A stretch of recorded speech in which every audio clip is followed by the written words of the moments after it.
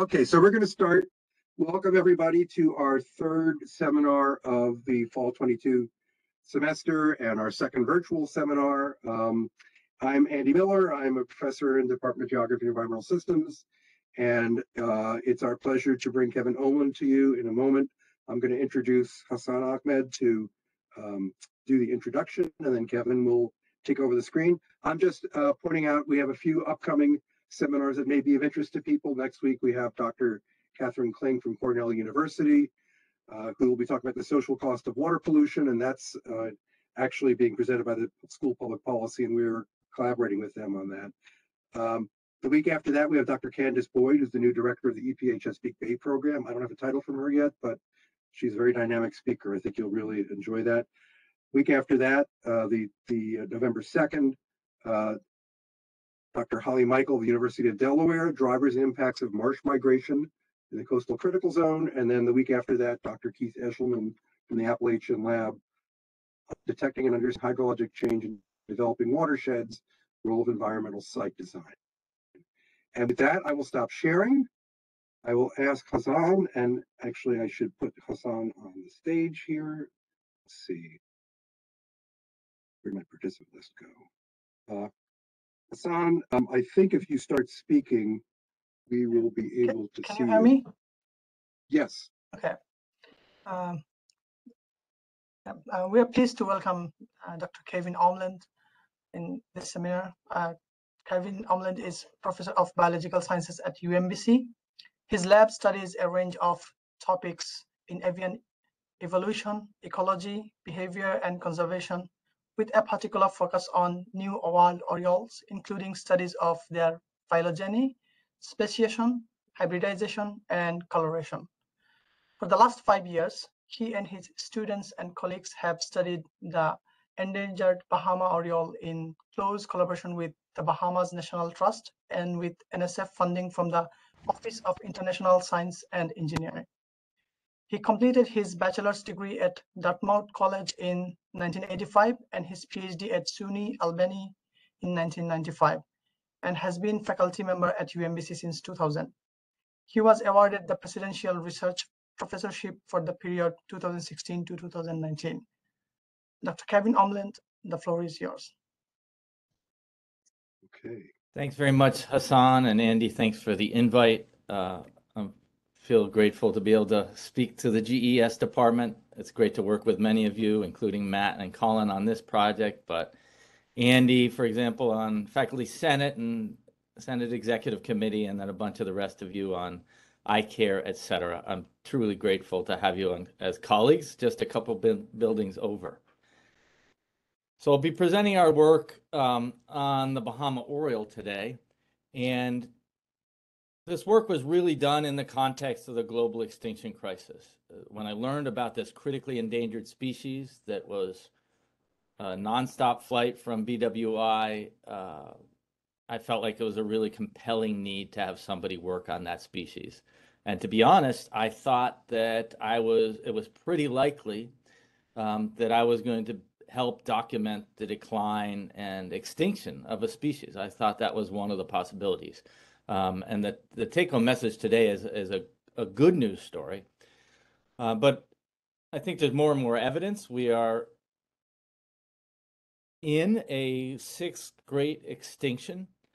We know that extinction is happening, and it's especially acute on islands. 67% of Hawaiian native birds have gone extinct in the last 500 years or so. So birds in particular are vulnerable on islands. I'll talk about that a little bit in a second. About 80 songbirds have gone extinct since the year 1500, and 90% of these are island species. So what's wrong with islands? Why birds have such a hard time on islands? First of all, relatively small numbers to start with. Island forms tend to lose their wings or lose their fear of predators. The Bahama Orioles are quite tame. So I think they're headed down that direction. Was having a fun conversation with Colin last week, seeing if morphologically Bahama Orioles are starting to have shorter wings or other evidence that they are sort of stuck on that island. So when predators are introduced, especially mammalian predators, that island birds frequently don't have any fear of, don't have any adaptations to address those, and don't have adaptations to parasites and diseases that might be brought from the mainland. And perhaps most importantly, and most that I'll focus on, island taxa are very vulnerable to climate change. So the IUCN, the International Union for the Conservation of Nature, has evaluated over 147,000 species. And of those, they have determined that 28% of those, more than 28% of those, are threatened with extinction. So these are species down in these IUCN categories of either vulnerable, endangered, critically endangered, or extinct in the island, in the wild. So this IUCN red list of threatened and endangered species, I've known about it since I was an undergrad at Dartmouth and did some final projects and a couple courses about endangered species and extinction. So for example, this Baltimore Oriole is listed as least concern, and then we have this gradation from through near threatened, those other categories, up to extinct. You could also have a species that's considered data deficient, or the vast majority of species on the planet still not evaluated. So we'd like these, it's crucial that these assessments and recommendations have to be reliable to be effective.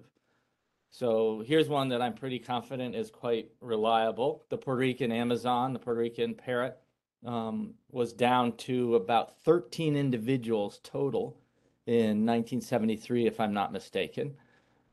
So having that species as critically endangered seems on track.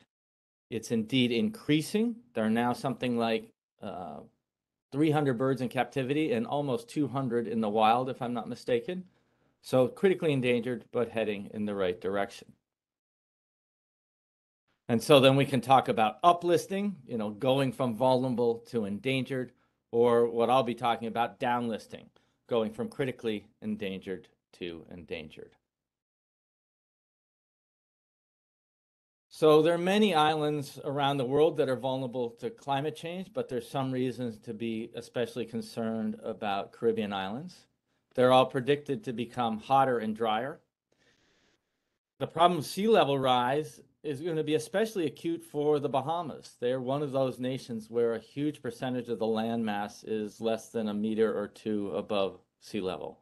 The international airport in San Juan is 18 inches above sea level. So say nothing about all the infrastructure to get to and from that. There's supposed to be increased storm intensity, so that includes increased wind damage. But I think in the case of these low islands, Puerto Rico's wind was the main thing that hit it hard, got it hard when Hurricane Maria hit 5 years ago. But in the Bahamas, they're really vulnerable to saltwater inundation, and I'm going to talk a lot about that today. But even for a species such as the Bahama Oriole, songbirds are pretty easy to study in many ways. They're not cryptic. You can train undergraduates to find nests in a matter of minutes or days. We should be able to have our act together on songbirds, and this is a case study where we really lacked basic data to evaluate climate change impacts and evaluate the conservation status. So I'll be talking a lot today about these pine islands. There's also a small one here, New Providence, but the main ones I'll talk about today are Grand Bahama, Abaco, and Andros. And all of those have large stands of Caribbean pine. So that's a subspecies of a wider spread species that's found throughout the Caribbean basin. And specifically, these Caribbean pines are growing in a unique pine rockland ecosystem that's probably globally threatened. Janine mentioned that last week, my PhD student, Janine Antalfi, defended her thesis 10 days ago. So I'll be using a lot of her slides and data. And she mentioned that there used to be substantial pine rockland in Florida, but that's just down to like 5 or 10% of its prior extent.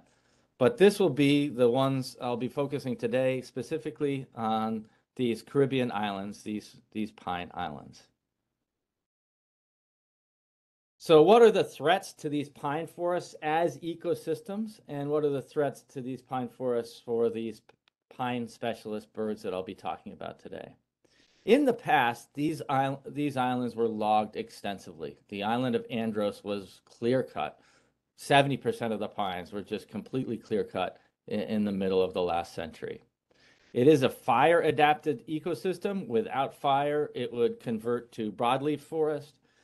So how climate change impacts fires and how the fires impact the orioles and other species is of crucial interest to us. The present threats include hurricanes and saltwater inundation. This is what you're not supposed to do in a hurricane. This is me driving across a mile-long stretch of low-lying roads on Andros prior to Hurricane Joaquin. Hurricane Joaquin at that point was probably 500 kilometers to the east, but also already bringing in some deep water. Anyone want to go to lunch with me afterwards? I can tell you that story. And there's clearing for, so here's some, I'll talk about this at the end, but it's so striking. The saltwater inundation basically instantly kills the pine trees and seems to kill them for the long term. So that's going to be a major threat. There is also some land development, residential development. I'll talk about this agricultural expansion with a new coconut palm plantation. There's also some threats of mining, limestone mining. Recently, a proposal has been rejected for Andros, at least for the short term. So the Caribbean's a biodiversity hotspot. You know, of the 30 or so biodiversity hotspots named about 20 years ago, several of these are on islands, including the Caribbean.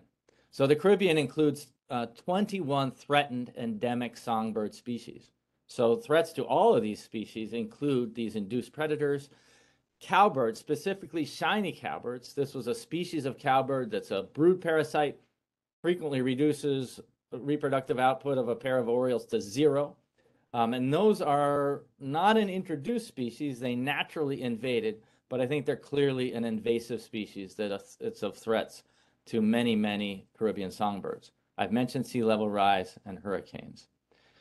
So the Caribbean has 8 endemic orioles. So there's several species, for example, the Cuban oriole, Jamaican oriole, Hispaniolan oriole, Puerto Rican oriole. Those are all species that are listed as least concern. There are 2 species considered vulnerable on the islands of Montserrat and Martinique. The St. Lucia oriole was recently uplisted to endangered. So some undergraduate students and I were able to use some eBird data to further convince BirdLife International that should be uplisted. And then when we started, the Bahama oriole was listed as critically endangered. And I'll mention this at the end as well. But when we began the project, this was the only critically endangered species of songbird in the Caribbean. There's another one, I can't remember whether it's on the Guadeloupe. There's a warbler there. It's listed as critically endangered, but everyone assumes it's been extinct in the wild for like 50 years. So there was a lot of attention on the Bahama oriole. It was as if we were standing on the island, we were on Andros crying wolf, and everybody's really focused on this species when there's a lot of other endangered and threatened species in the Caribbean. And so that was we had no, again, I thought we might be sort of documenting the decline and extinction of this species, but instead we have a pretty good news story for you today. So one of the things that prompted the listing as critically endangered was in the 1990s, the oriole was extirpated from the island of Abaco. So it used to be found on both Abaco and Andros, but it was extirpated from Abaco. And we really don't know why that happened. One issue that I wasn't going to go into a lot, but the Bahama oriole was lumped in with a bunch of other oriole species throughout the Caribbean as the Greater Antillean oriole by famous ornithologist James Bond. And I think that Bond lumping those orioles all together meant that people weren't really paying attention to the Bahama oriole. And no one, again, knows when exactly or why it was extirpated from Abaco. So here's the island of Andros, just a little, I think, 250 kilometers southeast of Miami. It really consists of 3 main islands. sorry. North Andros, the largest island where we've done most of our work, the small island of Mangrove Key, and South Andros. So there's hundreds of other tiny keys and these channels that sort of separate the North Island from these South Islands. So there'd been previous field work done on the Bahama Oriole, a PhD project that was conducted from 2007 to 2009. And today I'm going to emphasize some of the challenges and some of the incorrect assumptions that came out of that work. But really, this work, these researchers really laid the groundwork for us so that we were able to tackle more difficult parts of the problem. But that work was really focused in the settlements along the East Coast. So almost all the settlements are directly on the coast. There's some small settlements in here, a little inland, but that's where the entire road system is along the coast. That's the only higher elevation site. So that's really studying the birds and other parts of the island was very challenging. So it seemed like these orioles were mostly around settlements. There were, and that wasn't too surprising to us. Several mainland orioles, including the Baltimore Oriole here, frequent edge habitats. So it seemed conceivable that this was a species restricted to these edge habitats, to these settlement areas. On the other hand, it seemed to me there were a number of reasons to suspect they might be in pine forests, and local birders and people at the Bahamas National Trust said they'd seen them in pine forest. So that was one of our goals, was to clearly see whether they are out in the pine forest or not. So there, in those settlements, they were highly dependent on coconut palms. So coconut palms are an introduced species. They're native to the Indo-Pacific, introduced by Europeans sometime in the last several hundred years. So Bahama orioles had evolved not in the presence of these coconut palms. And the population size estimates indicated there could be as few as 150 to 300 individuals. So two separate sources said there could be fewer than 300 individuals. And so those are the reasons that the IUCN listed this as critically endangered beginning in 2011.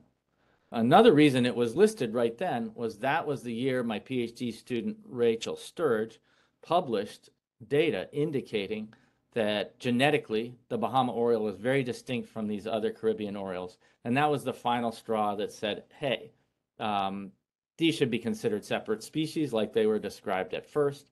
So I say that Ray created a single, critically endangered species overnight when she published that paper. But so that information that they should be considered a separate species, plus the information from Price et al. Led it to be listed as critically endangered.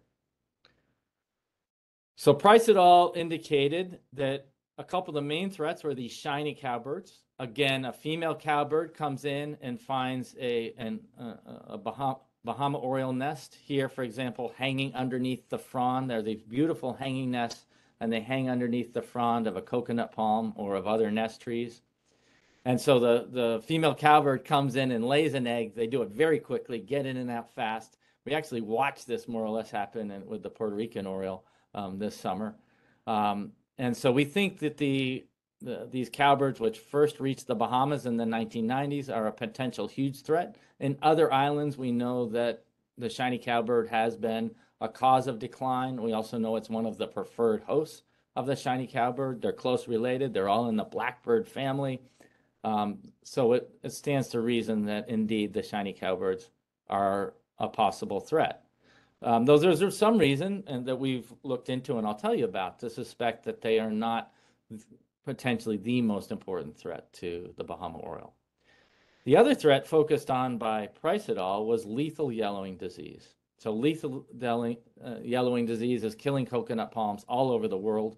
I've seen some amazing pictures of huge multi-square kilometer coconut palm plantations in Martinique with every single coconut palm killed. So that has happened over much of North Andros. So here you can see a dying palm tree. Here's a dead palm tree.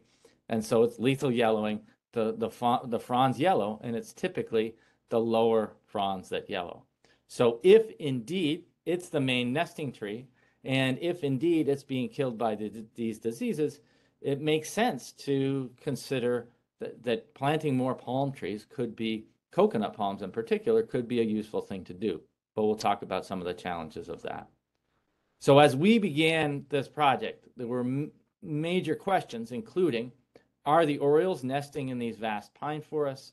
And are the cowbirds there as well as in settlements?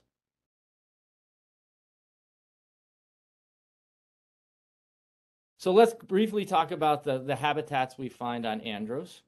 I've mentioned this pine forest. It's very open understory, so it's almost like a pine savanna, but it's in parts pretty open, other parts fairly closed canopy, but still plenty of view to the sky above, and a palm and a broadleafed understory, including with poisonwood, which makes one of the things that makes working in those pine forests difficult.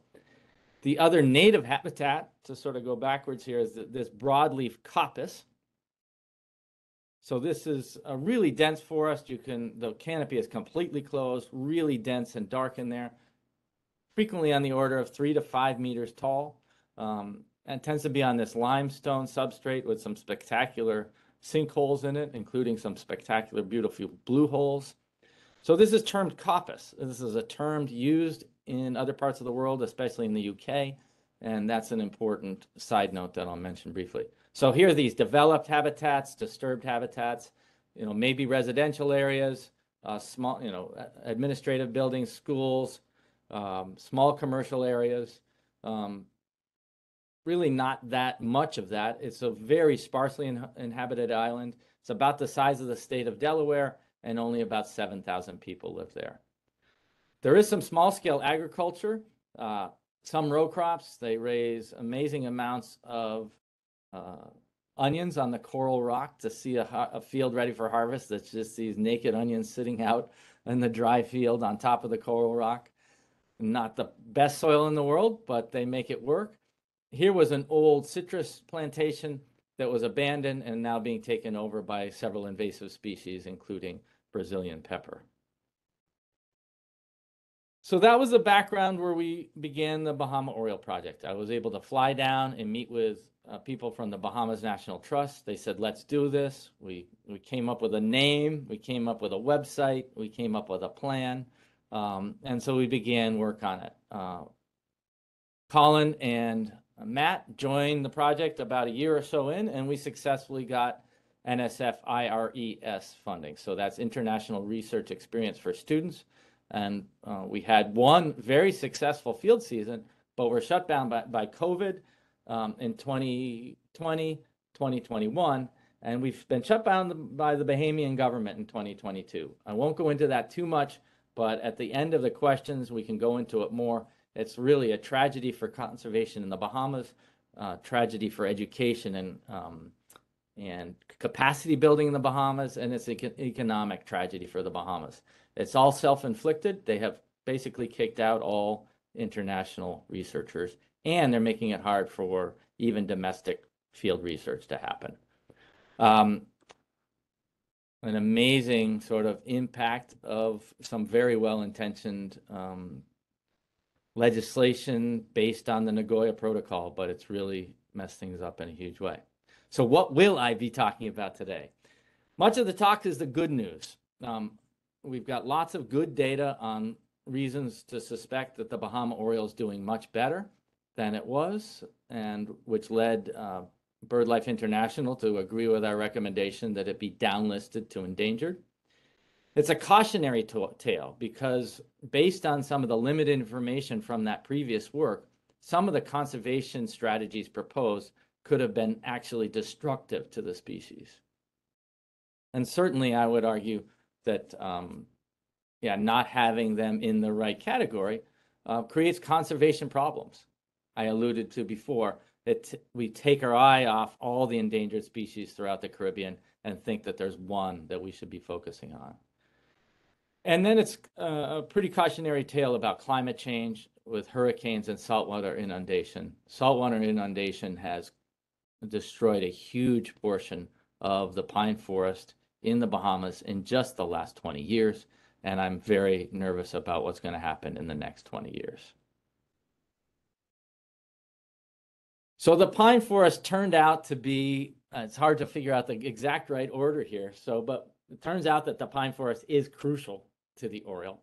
And so one of the first things we set out to do was map these habitats, especially trying to figure out where the pine forests were, how extensive they were, especially since so much of these islands are inaccessible. So this was done by Dr. Janine Antalfi. Very fun to be able to say it that way. So Janine just successfully defended her thesis 10 days ago on Friday.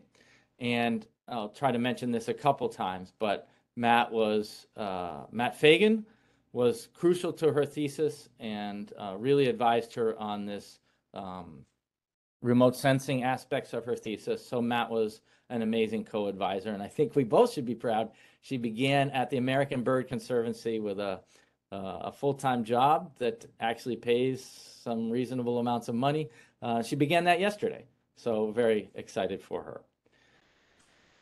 So Janine's project was to use remote sensing to develop a land classification map for all the terrestrial habitats, quantify the total area of Bahama Oriole nesting habitat, especially how much pine forest is there, and compare it to Hansen's Global Forest Loss Map.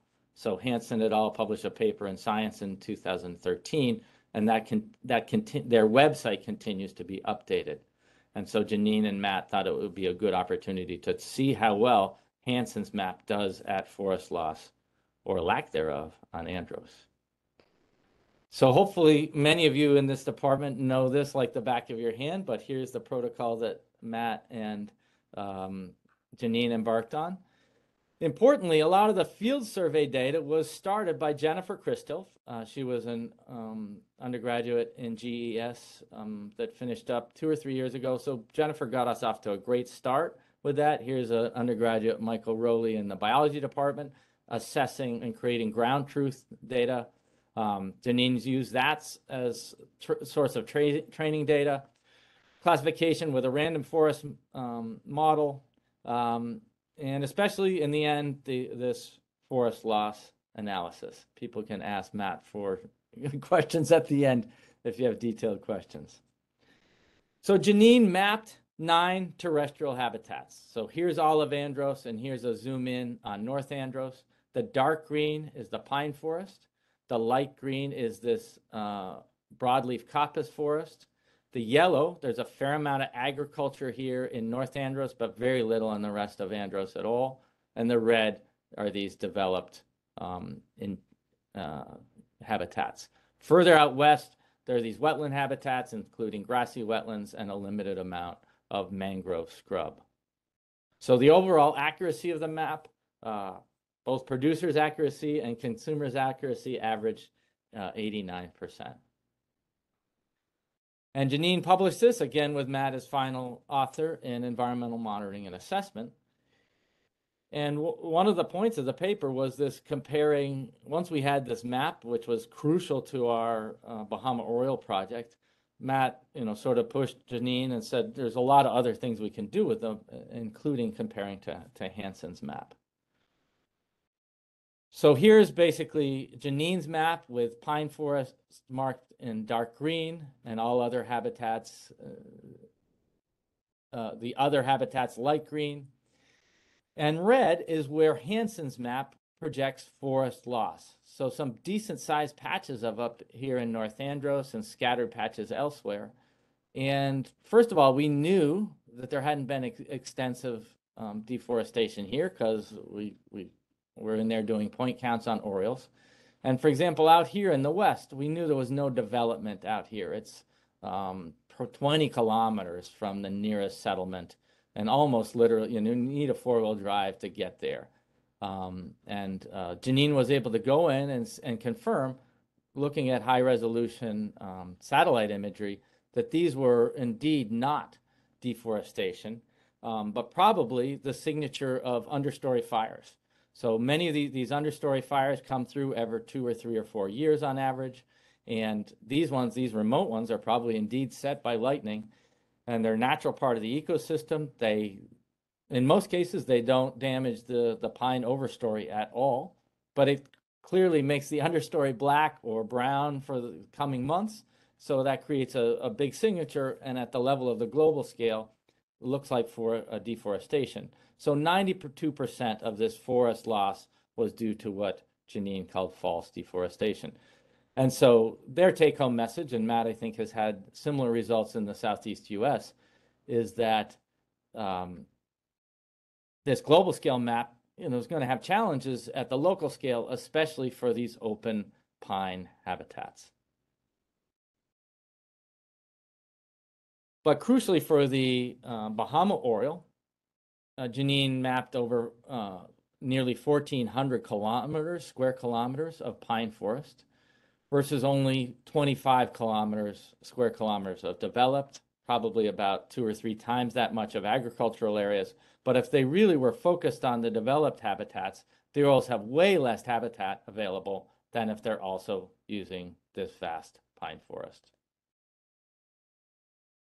So the first thing we started doing field work on was, are the Orioles nesting in the pine settlements, pine forest far from the settlements? So we've got this vast pine forest, and American Bird Conservancy gave us some money to hire 2 Bahamian interns. So this is back in May 1st, 2016. LaRon Roll and Latia Smith were hired and started working.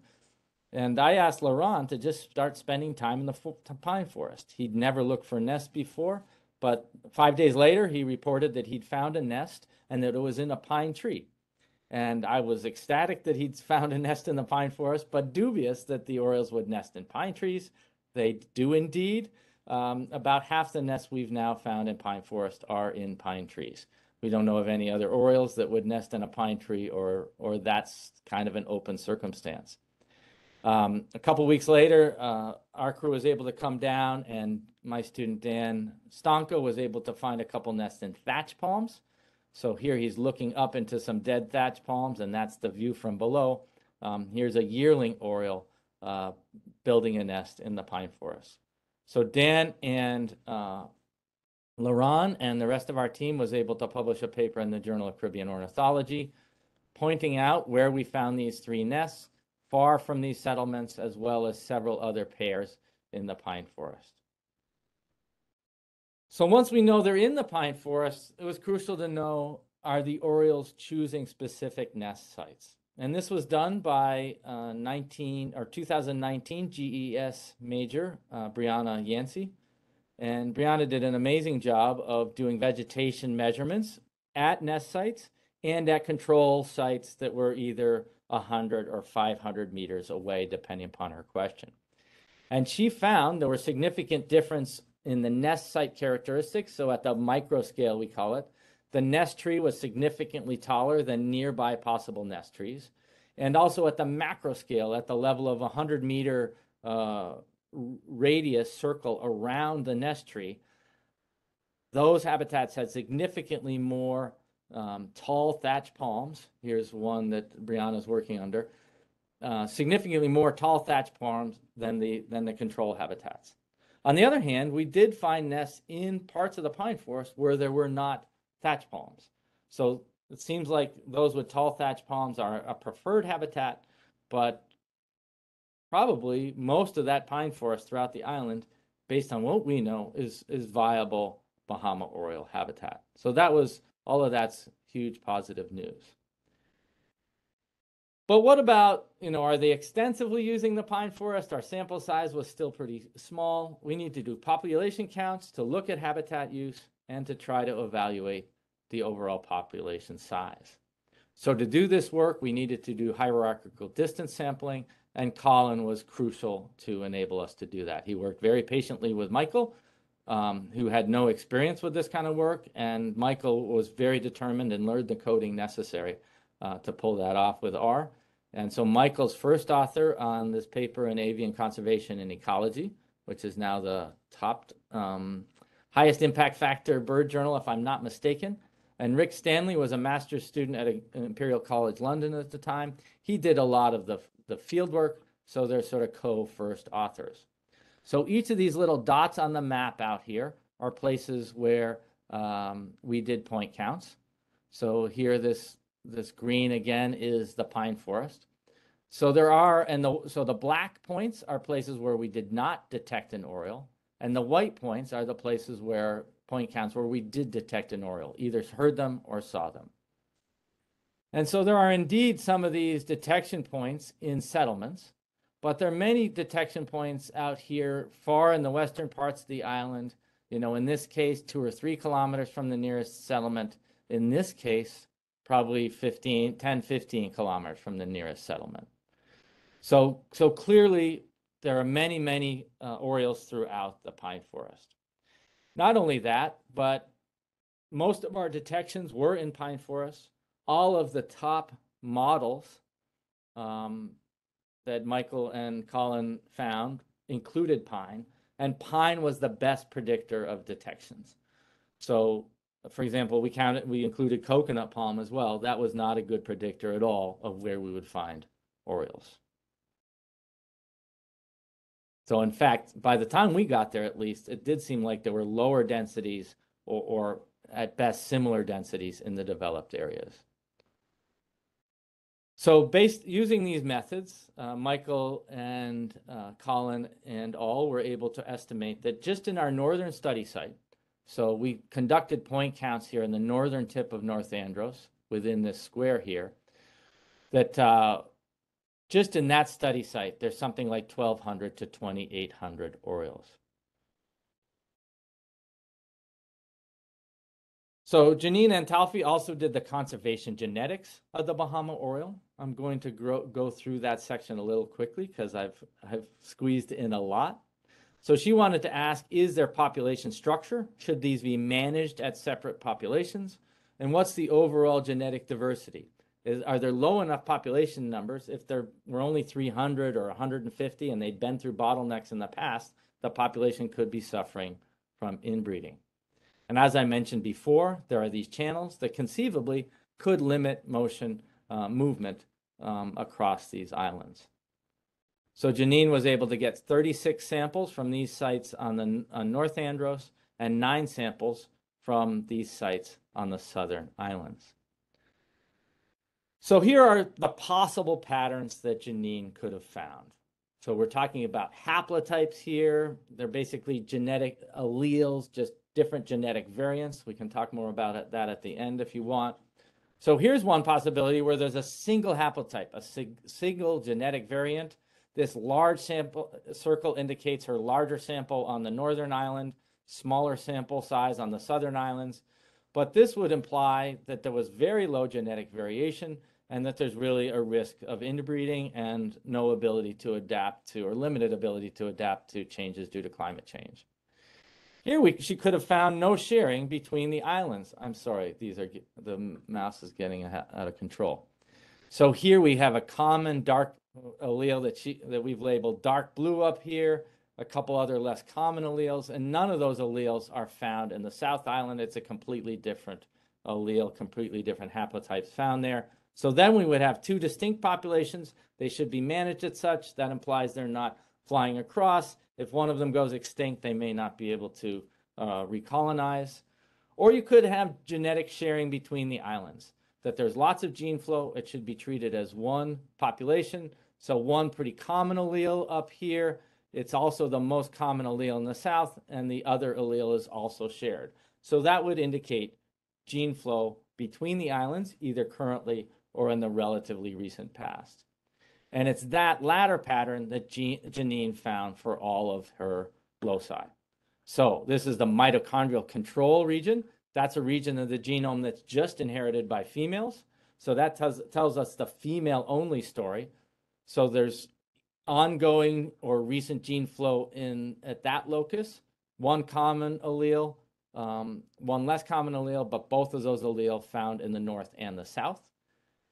She also did this locus, SLC9, so that's just an arbitrary gene region. There are many that we could have used. However, it's thought to be mostly a neutral marker. It's an intron, but this was on the avian Z chromosome, so that's mostly male inherited. So this tells us how males are moving, especially. It's a male biased marker, and again, the most common allele is on both islands. The second most common allele is found in both the north and the south. And these rarer alleles only found in the north. So perhaps that's some hint of less gene flow. but it's more likely that it's just a small sample size up north or down in the south that meant we didn't detect them there. And then this other locus, this was an autosomal locus carried by both sexes. All of those are suggesting no genetic subdivision and no hint that the Orioles should be suffering much from inbreeding. So here's a measure of genetic diversity called haplotype diversity. So basically about 30% of, if you sample a new locus, another individual, there's a 30% chance you'll detect that'll be a different allele than the one you already just detected. So to give us some context, we said, let's compare it to the orchard oriole. It's a fairly close relative that has about 12 million in the population. So about 2,000 times the population size. And when we look at these genetic diversity measures, 0.31, 0.59, they're higher in all cases in the orchard oriole, but not as much higher as I might have expected. We've used these same 3 loci in 3 other continental species. And not only were they similar to the Bahama oriole, but in all cases, the lowest genetic diversity, for example, the mitochondrial lowest diversity was in the Fuertes oriole. And the other loci had lower diversity in these other continental orioles. So there's no hint, in spite of founder effects or any small population size, past or present, there's no hint that the oriole, Bahama oriole, is threatened by low genetic diversity. The one bad news story we have about the Bahama oriole were that we have found invasive cats throughout the island. This was 2020 GES Brianna Bird, who did this work, working with Colin. And she estimated about 8 cats in our 7 square kilometer study site. So that means there are probably thousands of cats on Andros. We don't have any smoking gun. Here's the smoking gun for a frog. There's a cat carrying a native frog. We don't have any evidence that they've actually killed. Well, pretty good evidence that they destroyed 1 nest, and it seems very likely they could be predators of recent fledglings. Cowbirds. Are the cowbird parasitism rates lower in the pine forest? We've seen relatively few cowbirds in the pine forest. It's not their preferred habitat there. There's no good foraging areas for them there for the most part. So we suspected that these shiny cowbirds, that the vast pine forest might basically be a refuge from the cowbirds. Also, so here's one of my biology undergraduates and our colleague Scott Johnson from Bahamas National Trust using a remote camera to look in that nest. And then these native palms, all the native palms, it's much harder for us to find the nests and possibly the cowbirds as well, compared to this open hanging nest in a coconut palm frond. So here's Sierra Barkdahl looking inside these nests, seeing way too many eggs for it to just be orioles. Some of them are bigger, so that's cowbird parasitism. This is a cowbird, and this gray, drab, fat-beaked fledgling is a cowbird fledgling as opposed to an orchard oriole fledgling that would be more yellow-green. So we had a total of 20 nests, if I'm not mistaken, 22 nests. Of the 9 nests in these developed habitats near settlements, 75% of those were parasitized by cowbirds. And of the 10 nests that we had in undeveloped areas, mostly pine forests, some nearby wetlands, none of those were parasitized. So that's highly significant by a Fisher's exact test. So the earlier assumptions that we came into the project with are really different from the current assumptions. And if you based your assumptions, especially on the fact that you think the coconut palms are crucial, then you might take harmful conservation actions. So here, not only does the red list give you that the Bahama oriole is considered critically endangered, it suggests what conservation actions. So this is work based on Price et al. And they suggested planting disease-resistant cultivars. And we're more and more suspicious that these the coconut palms, even when they're healthy, are an ecological trap because of the cowbird issue. So another problem is that the lethal yellowing disease causes the fronds and the nests attached to them to fall off. So here's a case where we documented the nest was the frond and the nest were in the tree on the 2nd of May. On the 4th of May, they had fallen. So that just nesting in the tree itself was a problem. Even healthy trees shed their lower fronds. You know, if you go to a Sandals resort on Jamaica, which I do all the time, the first thing they're going to do there is go out and clean up the coconut palm fronds that have fallen from the previous night. So they created this huge new, huge 35 hectare coconut palm plantation in 2016.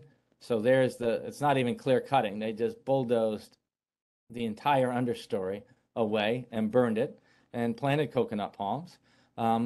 Just in 3 years, they had a lot of low-hanging fruit. So we haven't, it's possible that a couple orioles are using that habitat, but you would have thought, based on previous research, that wouldn't harm orioles, but that there probably were 2 or 3 oriole territories in that pine forest. So that's replaced with this non-native habitat. With the population estimate of something in the order, this was the official numbers from Price et al., they estimated between 141 and 254. They didn't use any rigorous statistical methods. So that's really the thing that I think led to the incorrect IUCN listing. So based on Michael Rowley estimating somewhere between 1,200 and 2,800, and Janine estimating that that's only about a quarter of the available Caribbean pine habitat, back of the envelope, we think that means between 2,000 and 8,000 individuals. So Janine and I were able to sit down with a couple Bahamas National Trust representatives, as well as BirdLife International, and convince them that this critically endangered was not warranted and that they should be downlisted to endangered. So we think this is crucial and a really substantial contribution that we were able to make. That now conservationists, you know, whether you're working on the ground with the Bahamas National Trust, trying to make a plan on what kind of a park to implement, you know, is more land preservation needed on Andros or Abaco? All the conservation resources aren't just going to be focused on Andros now. And same thing holds if you're working at Conservation International or American Bird Conservancy in Washington, you're able to see, aha, they are considered endangered. They're not the worst, the most endangered species in the Caribbean. So this is good news for other endangered species. Unfortunately, IUCN criteria just include past and current status. There's no criteria for future risk. When we're talking with BirdLife International, they say we can't account for the fact that sea level rise or saltwater inundation might pose a future threat.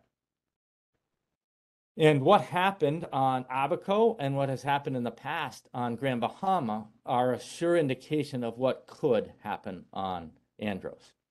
So this was in 2019, and following the hurricane, this is a couple months after the hurricane, this is what the pine forest looked like. So the frond, or rather the pine needles are still on the pine, but all of these pines are dead. Basically, near as I can tell, saltwater inundation is likely the biggest problem, and it more or less instantly kills the pine trees. And then here's what it looks like a year later.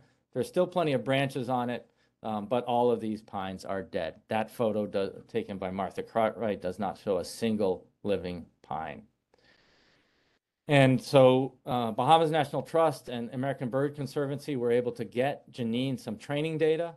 So she was able to use her training data from Andros, combined with the new training data on what the destroyed pine forest looked like, and compare her new map of Abaco pre the hurricane, and then this post-hurricane map that shows extensive areas of damaged pine.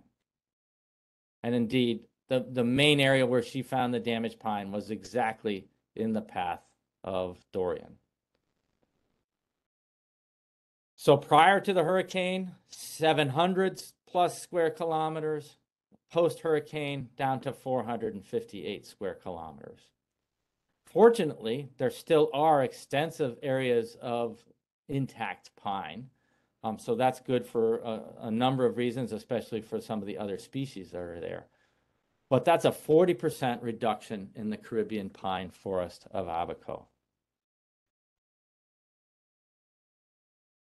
Even prior to Dorian hitting Abaco and Grand Bahama, there had been a huge loss of pine forest on the island of Grand Bahama.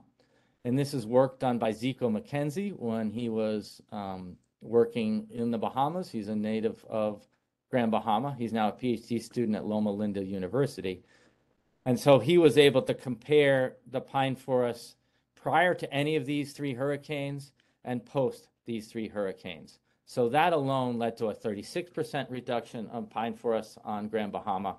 And I suspect that he's following that up, and he's going to find that after Dorian, it's going to be more like a 50% reduction. So at least 40% of the pine forest in all the northern Bahamas have been destroyed just by 4 hurricanes in the last 18 years. So here's what some of the destruction looks like. And it's definitely worst on the north side, where 1 to 4 meters that are 1 to 4 meters above sea level. So it seems really clear to me that what's killing these pine forests, there are some knocked over pine trees, but the main problem is the saltwater inundation. And one reason I say this is Hurricane Matthew was a Category 4 hurricane when it came about just 40 kilometers east of North Andros. And Matthew knocked down some pine trees. For the most part, there wasn't storm surge, with one huge exception. This wall of water came in and killed several people in a settlement on the very northern tip of the island. And basically a wave of water came about 1 kilometer inland and killed this stand of pines. It's just a tongue of low-lying area that killed the pines. However, just being a half a meter or so above that water line meant that the pines still lived. So for example, here's a place just the other side of the road. All the pines that were relatively low are dead, and the pines right behind them, literally just 2 or 3 feet higher than them in elevation, weren't touched by it. So the salt water is not surprisingly a huge problem. Whether that's the whole problem or not, I really think the salt water is the main problem these pine forests face. So that's problem for the Bahama Oriole. That's now considered endangered. The Bahama swallow, found on all 3 islands, is considered endangered. There is a very distinctive form of parrot just on Abaco. So these are all pine forest specialists. The Bahama warbler used to be found on Grand Bahama. Now it's just on Abaco. So possibly the species, just rough back of the envelope, it's likely that that species has lost about, 50, 60, 70% of its entire habitat. It's now recently listed as endangered, so rightfully it's getting some concern as well now. This was the Bahama nuthatch, and I say it was found on Grand Bahama. Most of them were likely wiped out by those hurricanes, 2004, 2008. There were a few that Zico McKenzie was able to find, but no one has seen any since Dorian. That's likely extinct. So clearly, there's real consequence for the decline of these pine forests. And long term, I think that's the big problem for the Bahama Oriole. So summary, trying to finish up rapidly. Good news, that's now been listed as endangered. The example of coconut palms as being a potentially destructive conservation action. So it's challenging to just do the thing that you really think will help. And hurricanes and storm surge are a huge future threat to the Bahama Oriole. I fear that it's only a matter of time. If a hurricane comes in from the south and brings storm surge onto the west half of the island, they could easily, a single storm could easily wipe out 10, 20, 30% of the pines on the western side of the island. The fact that it's a bigger island is good news. It's not big enough to make me relax easily. So take-home message, I think it's a case study of how little we know. Even for a songbird that's relatively easy to study, it was hard to have enough information to know the correct conservation status. Really quickly, thanks a ton to Colin and Matt and all the students who've worked with us over the years. Our next project is on the Puerto Rican Oriole because we haven't gotten permits. We got down there for a short field season this year. At the very least, we think it should be a data deficient species. That's what the Puerto Rican government considered as it. I think it's very likely it should be considered vulnerable. Thanks a ton for your interest. Thanks to the Bahamas National Trust and Dr. Janina Talfi for so much of the data I just presented. Okay, thanks, Kevin. That was fascinating. There's so many pieces to this. So it is 12:58. So I know some people are going to have to leave, but two things I will mention. Number one, for those who are able to stay behind, if you want to ask questions, we'll just go as they come in. And Kevin, spent on a meatball. So Andy, we lost you for much of that. I'm sorry. The bottom line is that I can answer questions for as long as you can stay in line. And if you want to talk to me for lunch afterwards, you can.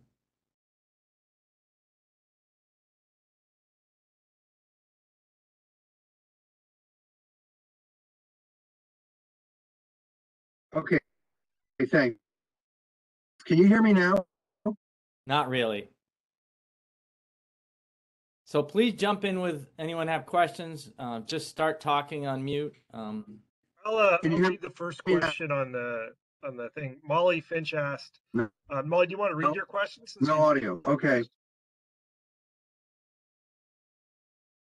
Okay, I'll read Molly's question.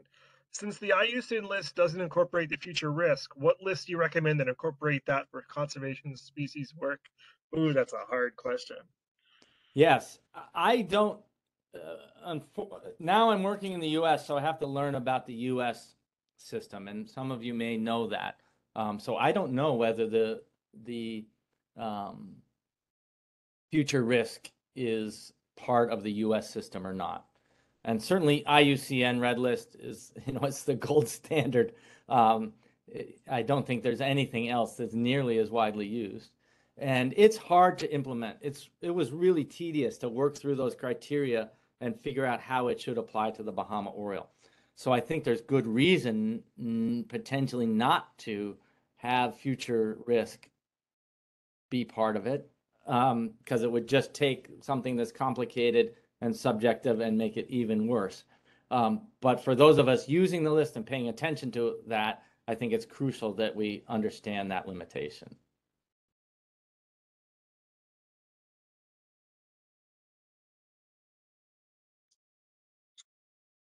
All right. Am I still not able to be heard?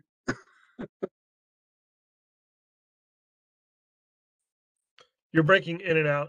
A lot of the grad students are telling you thank you because they're like half of them are being sucked away for a class. I'm sorry I made it go so long. Thanks for that excellent question, Molly. While we're waiting for more questions, oh, Anthony has a question. Anthony, go ahead.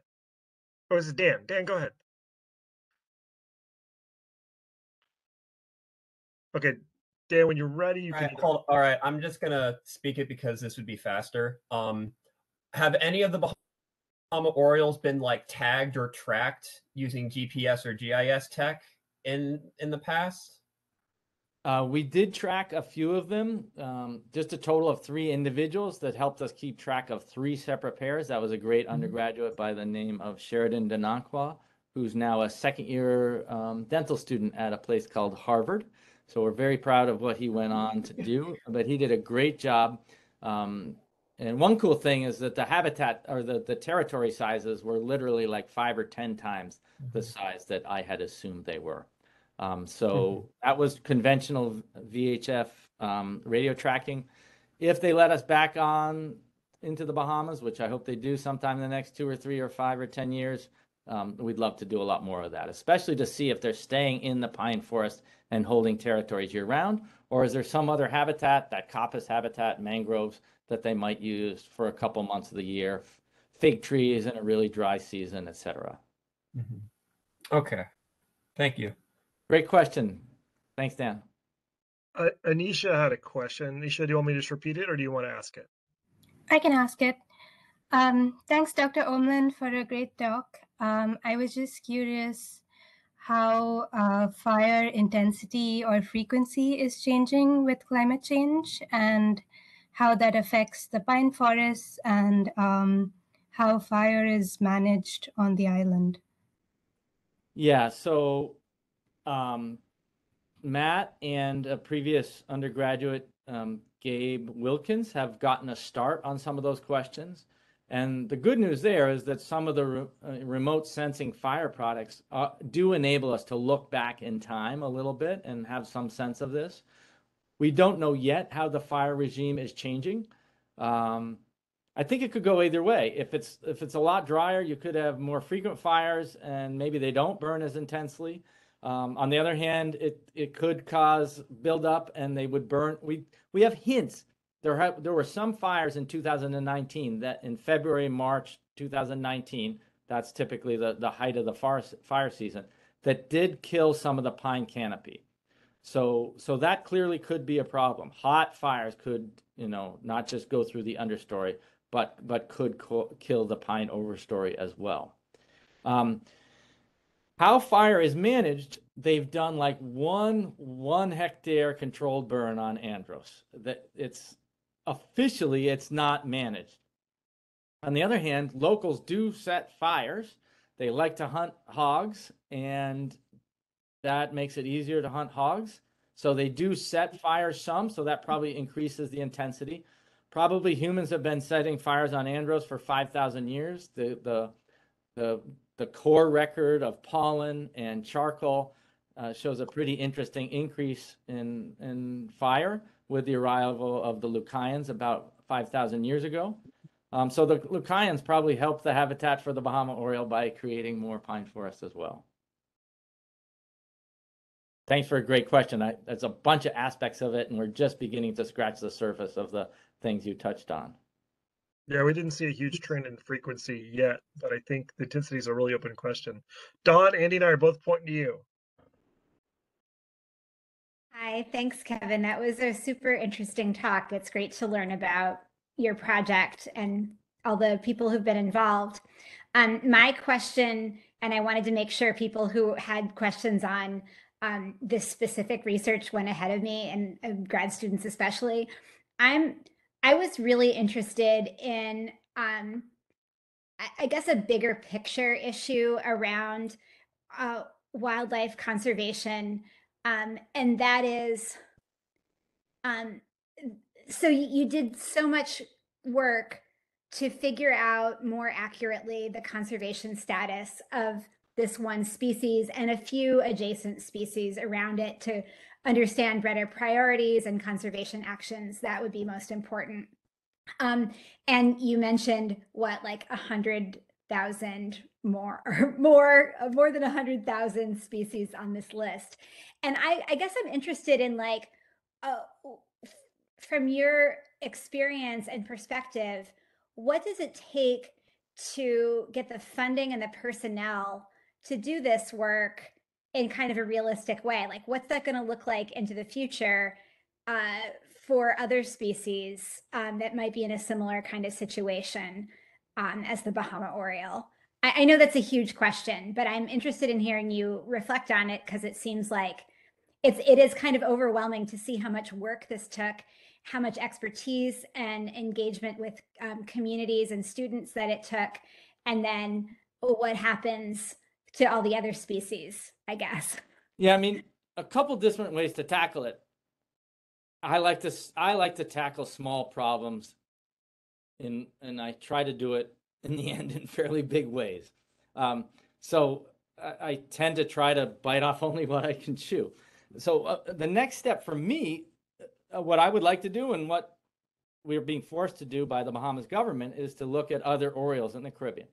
That we know how to find the nest, we know how to catch them, we know the threats, and so assessing those on other islands should be easier. And I also think it's really valuable to have that kind of comparison. Like, I have a feeling the St. Lucia Oriole or the Martinique Oriole are the ones that are most under threat now. And so that would be sort of nice to say, okay, in this one group, we know here are the problems. Cowbirds are probably the main problem. Here are the two islands where we need to do the most desperate cowbird work. So I think that, that's one way to tackle it in a fairly small way. But that's, that's at least a $500,000 5-year grant. You need a $10 million 10-year grant to sort of assess, let's say, all songbirds across the Caribbean. And that's just songbirds. I do think, we've been able to use eBird a lot. It was cool. We had this transfer student program in which I was involved with Chris Hahn and Matt Baker. And we were able to use those students in just a week. And each student looked at eBird data for Puerto Rico, someone else looked at Martinique, someone else looked at St. Lucia. And just those undergraduates, transfer students from Howard Community College, were able to help a lot, just get a broad sense of what's going. So there's, that's really different. That's a really different approach that would enable us to get a bit of a start. Thanks. That's really helpful to learn about. And I see also what Matt has put in the chat. It seems like such an important set of tasks to engage lots of people in. And through engaging lots of people, they become invested, I would guess.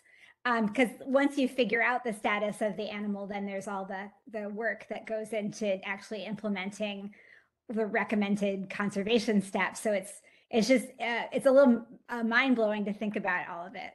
But I really enjoyed hearing, like you say, this little chunk that you've bitten off, and it's really interesting to see how it works.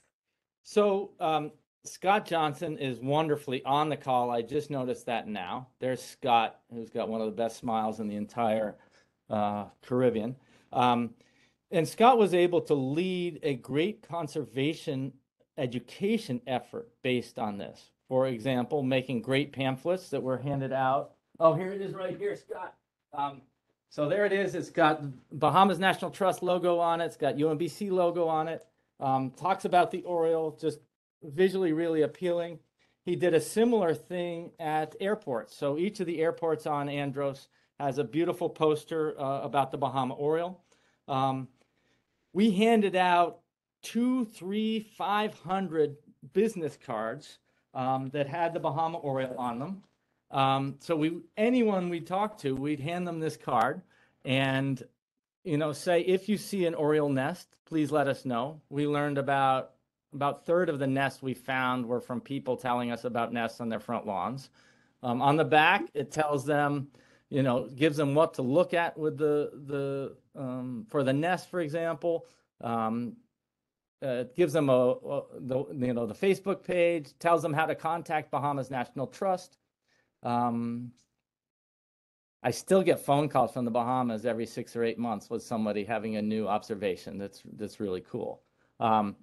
So that was a huge fun aspect of it. Janine, there are tons of the undergraduates were really good. For those of you who remember Jennifer Crystal by any chance, this was not something she was great at. She was amazing. She went to the hardest part of the island, and she was unbelievable with ground truthing. She was a little shy to hand out. But that guy, Dan Stonko, I bet he handed out 100 of them alone.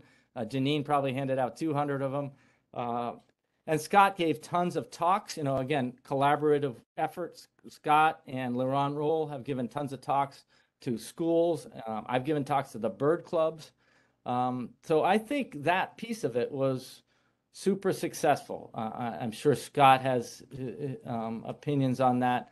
As long as we're talking, I'm walking down a road in one of these villages, wave to a family on the front lawn, sort of, what's this guy doing walking down the road with binoculars? I said, we're looking for Bahama Orioles. And this little 4-year-old, a 6-year-old, 6-year-old in his underwear, 7-year-old in his underwear on his front lawn, hanging out with his dad. He says, I know about the Bahama Orioles. Mr. Roll taught me about the Orioles.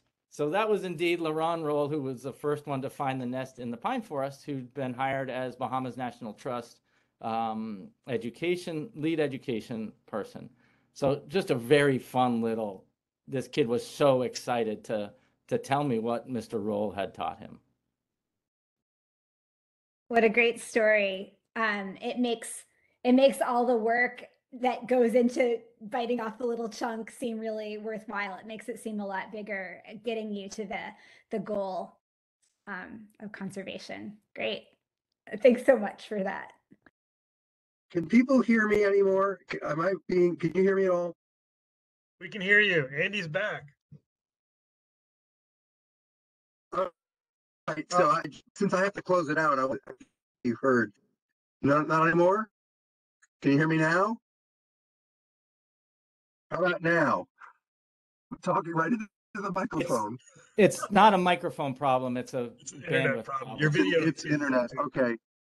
All right. Well, whatever the case may be, I'm going to have to stop the recording and thank Kevin for just, hopefully this will wind up in the recording, even if you can't all hear it. It's just a wonderful example, not only of the research, but of the nature of the collaboration and of all the outreach and all the, engagement. It's a wonderful story. And I'm so glad we had a chance to hear the whole thing today. I'm going to stop the recording now. Kevin, if your offer is still good, maybe a few people will meet you out on the side of the commons near facing the quad here. I'm going to stop the recording now and I will end it and thank everybody for joining us. Does anyone have more virtual questions, or would anyone like to indeed meet for a sandwich outside the commons? Probably easier for one or two more virtual questions if you have them. Yeah, as long as Scott's on. I haven't been in touch with Scott for many months. Oh, okay, sir. So it's great to have I can leave it rolling for a couple of minutes if you want to do that. As always, great presentation, Dr. Omland. I really, really enjoyed it. Yeah, I look forward to meeting you again. Hopefully, the Bahamas will get the permit situation squared away, and we could jump back in the forest and look for some more Orioles and see what new revelations they are going to show us. So, yeah, great meeting you. Great talking with you again. Great seeing you and listening to another one of your awesome presentations. Cool.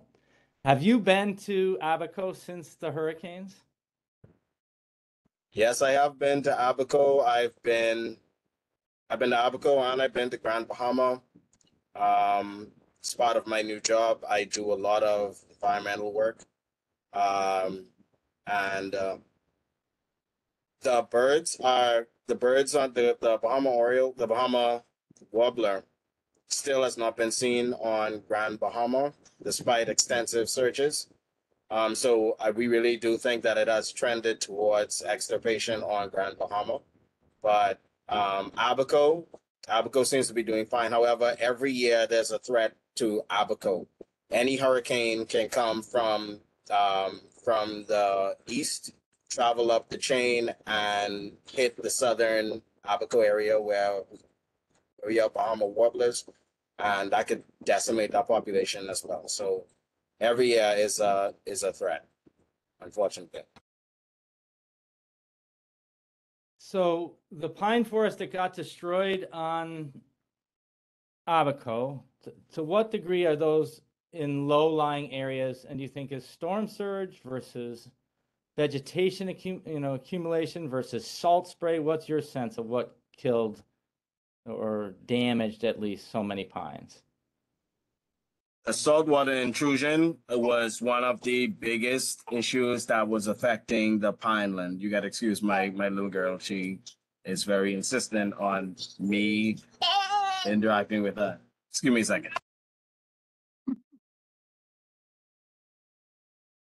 God, that's why I had to jump out. My little girl was talking in the next room. I want to. Scott went there, didn't he, Kevin? Yes. So I want to know if he saw pine seedlings. That's good. That's a good. I wanted to ask him that at Janine's defense. One of the one of the Okay, sorry, I'm back. I Yeah, wanted to when we ask went you. to Oh, go ahead. sorry, when we went to Abaco and we did some observations, yeah, we would say saltwater intrusion was one of the biggest threats to the pineland, and it had significant effects on that pineland ecosystem, on especially Grand Bahama. Grand Bahama, it was just thousands of acres of just dead, everything dead. Because we even saw areas that were like 3-4 meters up where the water was on the pine trees. The pine trees had those marks that showed where the water was. So it was it was a horrific sight to see all of that dead. And Abaco, because Abaco is shaped is more long than wide. It didn't get hit as bad, but like you said, Kevin, a significant portion of the pineland was negatively affected. But the good news is, from the surveys that we did on Grand Bahama, is that we are seeing pine trees, saplings, coming back to the pineland. So it took about 2 years for the habitat to recover enough. And now birds that we have not seen when we initially went down there in 2020 to do some surveys, we're seeing more frugivorous birds. We're seeing more nectarivores coming back to the area, and that was some very refreshing and some great news for us for that. So the pine seedlings really are growing. The pine seeds, whether they were there originally or whether they blew in, they are growing. I mean, it'll be taking another 20, 30, 40 years before you can call it a pine forest. And before some of those birds will be happy in it. But that's good news that it's, but I'm afraid, as I prepared this talk, it's just like, I'm afraid that the rate at which the forests are being destroyed is going to fast outstrip their ability to regrow. Yeah, you are absolutely correct. And some of these islands are, besides the hurricanes, these islands have high levels of development. They are super attractive for visitors and persons looking to open up a resort or open up some other type of major development. That's what's happening. And so the survival of the pineland is more and more questionable. And this is going to require a lot more stakeholder engagement, a lot more education, and a lot more teeth from the Bahamas government to make sure that whenever development happening, that they stay on their P's and Q's and make sure that they're developing in a way that minimizes the significant damage that can happen to a pineland ecosystem on those islands. Yeah, that's getting at some of the complexity that Don Beeler's question. So, our geography department, Scott, here is marvelously multidisciplinary. So some people like Matt and Colin that are in there with the biology, and then many others in the department who are more on the social science and policy, community engagement end of things. So great that you can speak to that side of things too. I'm just glad I kept the recorder running to capture that last part of the discussion. I think that's going to be really valuable for people who want to watch and hear this. So, one or two last questions? Anybody else want to ask a question? Scott, I just want to thank you. That was you totally cheered up my day, because when Janine defended, that was my kind of question of what's happening out of the forest. And when Kevin said you were on the call, I was like, I think Scott knows. Scott knows if there's pine seedlings coming up. And I think it'd be really interesting to do a forest model to figure out the rate of recovery of those pine forests, and then look at the rate of hurricanes and the rate of recovery, and what is the break-even point at which the pine forest wouldn't realistically be able to recover. That's something that I think could be done. But anyways, thank you for the good news. That was amazing. Yeah, and I totally agree with you, Matt. Okay, I think I am going to turn off the recording now. So thanks everybody for just a great talk, and it's really it touches on so many aspects of things we're interested in here. So it was just terrific. Thanks a lot. Good deal. Great to see everybody. Scott Johnson in particular, thanks again. Have a great day.